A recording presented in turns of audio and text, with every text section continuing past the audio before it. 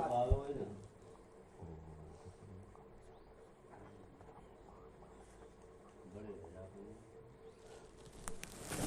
इस सत्संग सभा के अध्यक्ष महोदय संत भगवान और कुशल विवेकी संचालक जी और दूर दराज से आए सभी सज्जनगण, भक्तगण, माताएं, बालक, बच्चे सभी को मैं हाथ जोड़ कर प्रणाम करता हूँ। जो कुछ भी गलतियाँ हो जाए उन्हें क्षमा करें। मुझसे पूर्व वक्ता अपनी मति के अनुसार बहुत ही अच्छा बोल के गए। और देखिए, जो भी भगवान की कथाएं हैं उन सब का एकमात्र जो उद्देश्य है, एकमात्र वो एक ही उद्देश्य है, वो है अंतःकरण की शुद्धि। मात्र एक ही है, अंतःकरण की शुद्धि। जो आपका विवेक है वो कथा नहीं कराएगी, वो आपको ज्ञान कराएगा। ज्ञान ही आपका जो बता के गए ना, विवेक, समझ। विवेक माने, विवेक का अर्थ है समझ। अब आपकी समझ में क्या आ रहा है? ज्ञान तो दे दिया गुरुजी ने, अब आपने उसको किस तरीके से समझा है ये आप पे निर्भर करता है और आपकी समझ पर निर्भर करता है। क्योंकि कहने वाले ने तो कह दिया, अब आपने उसको कैसे समझा, किस रूप में समझा। तो विचार की बात चली थी यहाँ पे। सत्संग विचार प्रधान है, और जिसके अंदर विचार नहीं है वो मनुष्य नहीं है, वो फिर पशु है। जो बिना विचारे काम करते हैं वो तो पशु है। तो इन विचारों में भी सबसे उत्तम विचार क्या है? इन सबसे बड़ा विचार क्या है? सद्विचार भी हो सकता है, लेकिन सद्विचार से भी उच्च विचार है ब्रह्म विचार। सद्विचार से भी उच्च विचार ब्रह्म विचार है, जिसके अंदर मनुष्य होते हुए, सद्विचार तो मनुष्य की गोटी में आते हैं, जिसके अंदर मनुष्य होते हुए भी ब्रह्म विचार एक दिन भी नहीं आया, वो मनुष्यता का उसने उद्देश्य कल्याण अपना नहीं किया। जब तो भगवान ने कहा है गीता में कि अपना कल्याण तुम खुद करेगा, ऐसे नहीं कि कोई दूसरा आएगा। समझना तो तुम्हें ही पड़ेगा ना। तो अभी बता रहे थे कि भगवान कब मिलेंगे। कोई सगुण साकार की भक्ति करता है, कोई निर्गुण निराकार की भक्ति करता है, लेकिन बात एक ही है, बात दो नहीं है, बात है केवल समझने की। एक वृतांत है, जब भगवान जो हैं श्री कृष्ण गोपियों को छोड़ के द्वारका में चले गए, तो गोपियां जो हैं रोने लगी, बहुत रोई। तो उन्होंने कहा कि भगवान आप जा रहे हो तो कब आओगे? कि परसों की कह गए, ये आपने सब सुना है। तो फिर भगवान को याद आई तो उन्होंने उद्धव को भेजा कि हे उद्धव, उनको ज्ञान दे के आओ आप, कि वो ऐसे तड़प रही हैं मेरे वियोग में, उनको मेरा तत्व समझा के आयो। जो तत्व रूप से तत्व वो समझ जाएंगी तो उनकी जो विरहन है, पीड़ा है, वो मिट जाएगी। तो वो जो है उद्धव गए हैं, ज्ञानियों में अग्रगण्य उद्धव, ज्ञान की पराकाष्ठा जिन्होंने प्राप्त की थी, वो गए हैं तो उनको समझाया है गोपियों को। कथा मुझको पूरी याद नहीं है, लेकिन उनको पूरी तरह से समझाया है ज्ञान का तत्व।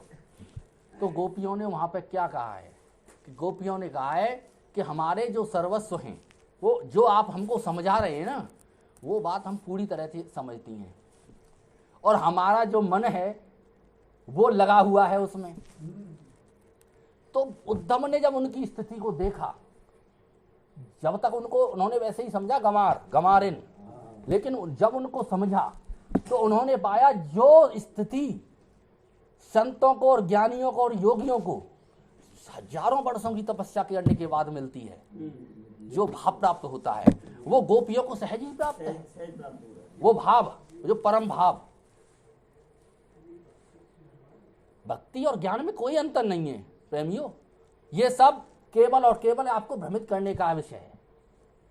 मैं तो एक ही समझता हूं, जो प्रेम का तत्व है वही ज्ञान का तत्व है। क्योंकि भगवान ने, श्री कृष्ण ने, गीता अकाट्य ग्रंथ है, हमारे मनोज सिंह भी पढ़ते हैं और काका जी भी पढ़ते हैं और सभी पढ़ते हैं।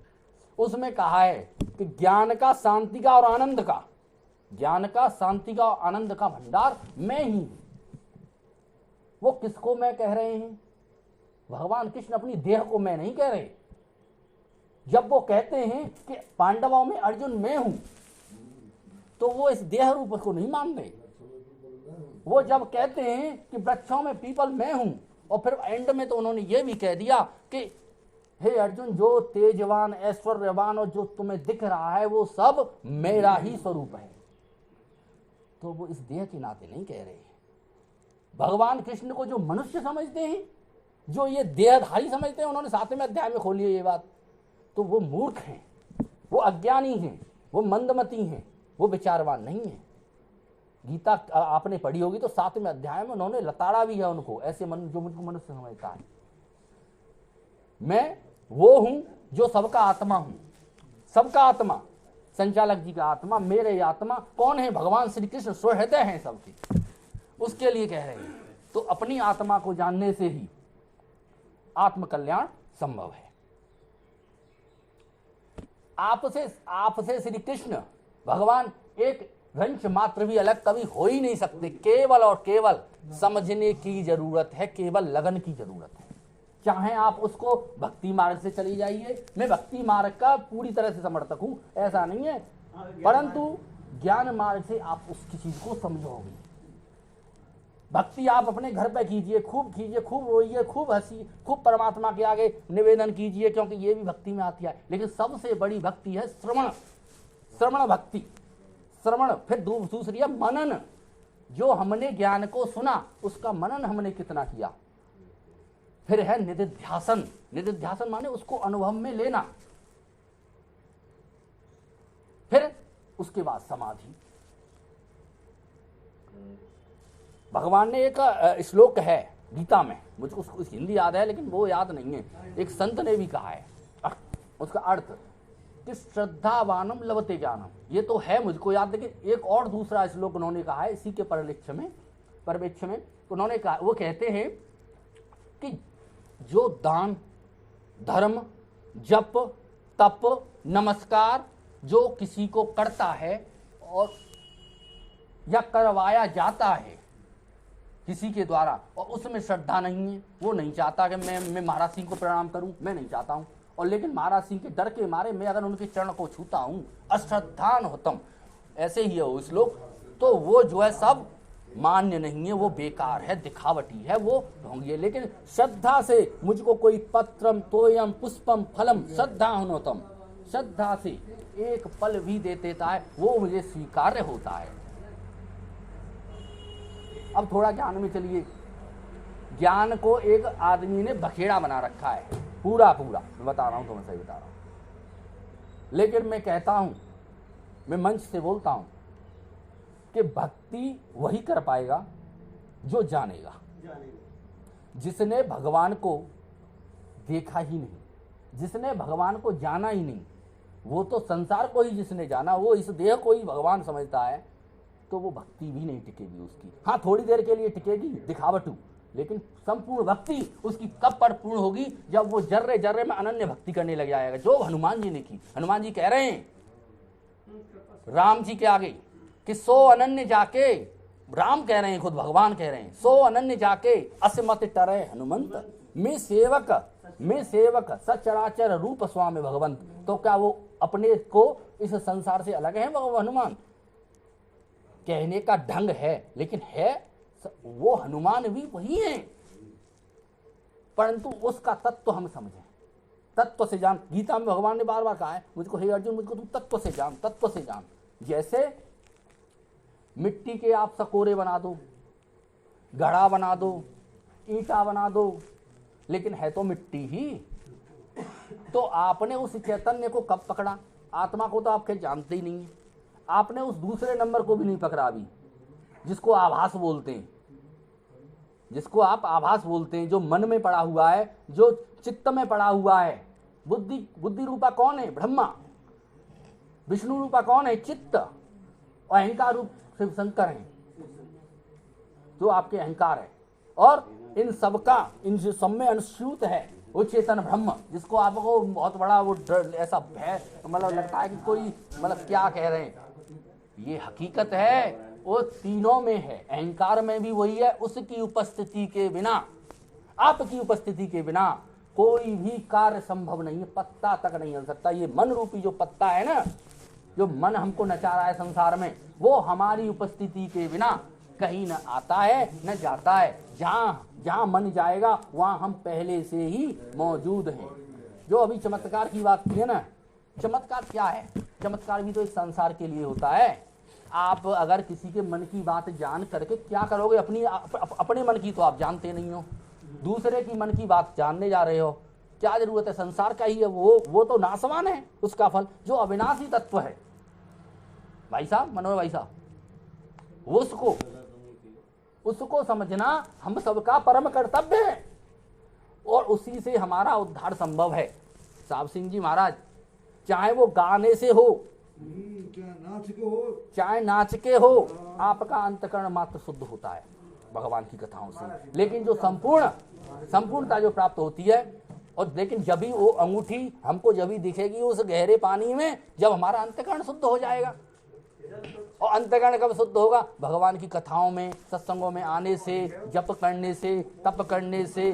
जब हमारा मन एकाग्र हो जाएगा तो हमको साफ साफ अपने स्वरूप की झलक मिलेगी, साफ साफ उस कृष्ण के दर्शन होंगे। केवल और केवल उस दीदार के लिए अपने अहंकार को हटाना है, अपनी मैं को हटाना है। जो मैं रूपी जो अहंकार, जो आप मन को, मैं आपकी कहाँ जुड़ी हुई है? अब ये देखिए, सबसे पहले ये शरीर पर मैं जुड़ी हुई है कि ये शरीर मैं हूँ, मैं मरूंगा।